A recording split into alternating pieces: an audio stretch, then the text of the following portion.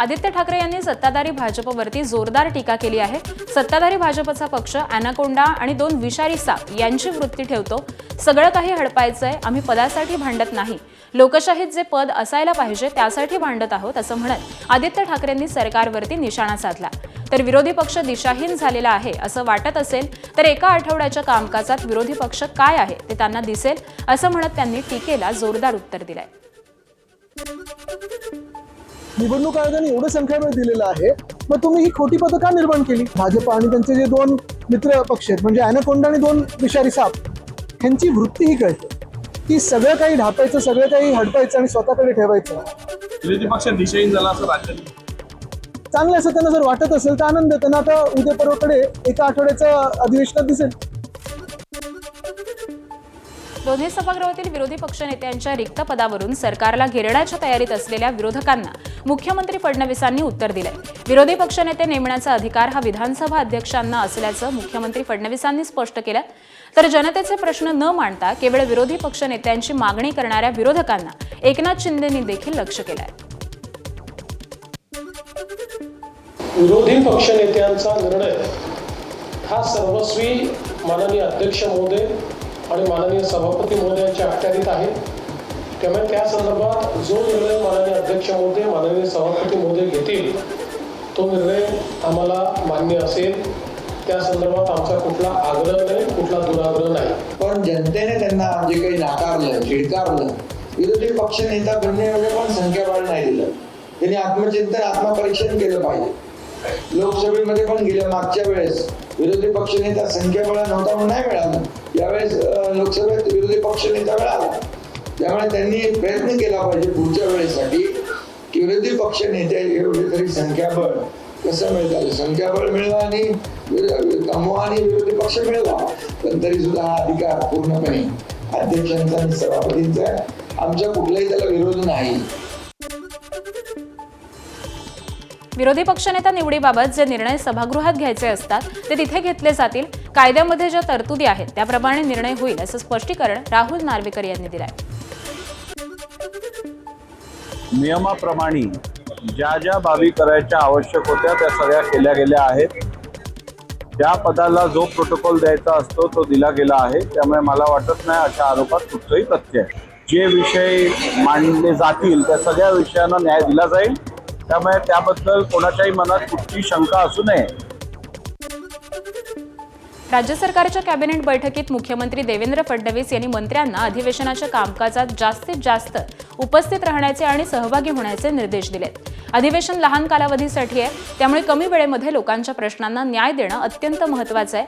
त्यांनी मंत्र्यांना अधिवेशनाच्या प्रत्येक सत्रामध्ये सक्रियपणे सहभागी होऊन कामकाजाची गती आणि गुणवत्ता ही सुनिश्चित करण्याचे आवाहन केलंय। हिवाळी अधिवेशनापूर्वीच्या कॅबिनेट बैठकीमध्ये शेतकऱ्यांसाठी मोठा निर्णय घेण्यात आलाय। पूरग्रस्त शेतकऱ्यांच्या मदतीसाठी जी उर्वरित रक्कम देणं बाकी आहे त्या प्रस्तावाला सरकारकडून मंजुरी देण्यात आली। राज्य सरकारकडून तब्बल 663 कोटींच्या प्रस्तावाला मंजुरी देण्यात आली आहे। सरकारच्या या निर्णयामुळे 10,67,000 शेतकऱ्यांना फायदा होणार आहे। मदत आणि पुनर्वसन मंत्री मकरंद पाटील यांनी या प्रस्तावाच्या मंजुरीवरती स्वाक्षरी केली आहे। राज्य विधिमंडळाचं हिवाळी अधिवेशन हे आजपासून नागपुरात सुरू होत आहे। त्या पार्श्वभूमीवरती राज्य सरकारचं आपल्या मागण्यांकडे लक्ष वेधण्यासाठी महाराष्ट्र राज्य आदर्श शिक्षक समितीकडून आज आंदोलनाची हाक देण्यात आली आहे। जुनी पेन्शन लागू करण्यासाठी आणि टीईटी परीक्षा ही अनिवार्य करण्याविरोधातल्या मागण्यांसाठी शिक्षकांच्या वतीनं आज मुंबईतल्या आझाद मैदानात आंदोलन करण्यात येणार आहे। राज्य विधिमंडळाच्या नागपूरमधल्या अधिवेशनाच्या पहिल्याच दिवशी मुंबईमध्ये होणारं राज्यव्यापी आंदोलन सभागृहात चर्चेचा विषय ठरू शकतं। कोल्हापूरच्या मुरगुडमध्ये नगरपरिषद निवडणुकीच्या निकालाआधी लाखांची पैज लागल्याचं समोर आलंय। शिवसेना भाजपच्या भैया कुडवे आणि राष्ट्रवादी काँग्रेसच्या पंकज नेसरीकर यांच्यात पैज लागल्याचं समजतंय। वॉर्ड क्रमांक 1 मध्ये शिवसेनेच्या दोन्ही जागा निवडून आल्या, तर पंकज नेसरीकर यांनी भैया कुडवे यांना 1 लाख रुपये द्यायचं ठरलेलं आहे। याच वॉर्डामध्ये राष्ट्रवादीच्या दोन्ही जागा निवडून आल्या, तर भैया कुडवे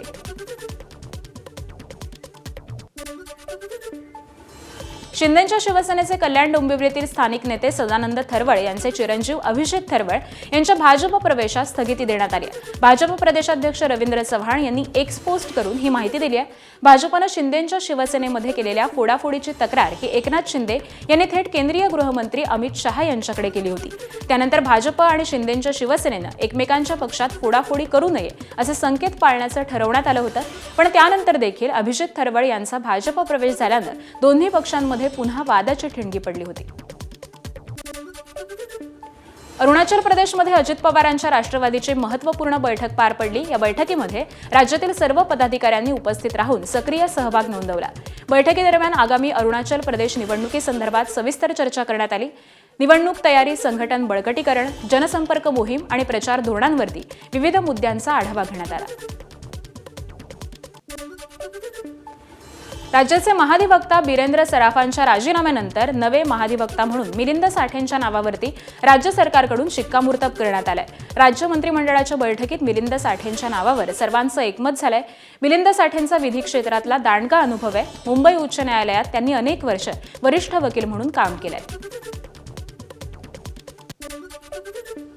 गोव्यातील अर्पोरा नाईट क्लबमध्ये भीषण आग लागून तब्बल 25 जणांचा मृत्यू झाल्याची घटना घडली. नाईट पार्टी दरम्यान सुरू असलेल्या मौजमजात काही क्षणातच आगीच्या तांडवात बदलली.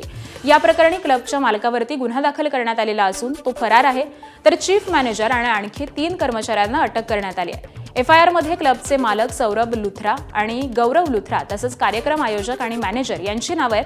दरम्यान गोव्याचे मुख्यमंत्री प्रमोद सावंत यांनी या दुर्घटनेची न्यायालयीन चौकशी करण्याचे आदेश दिलेत.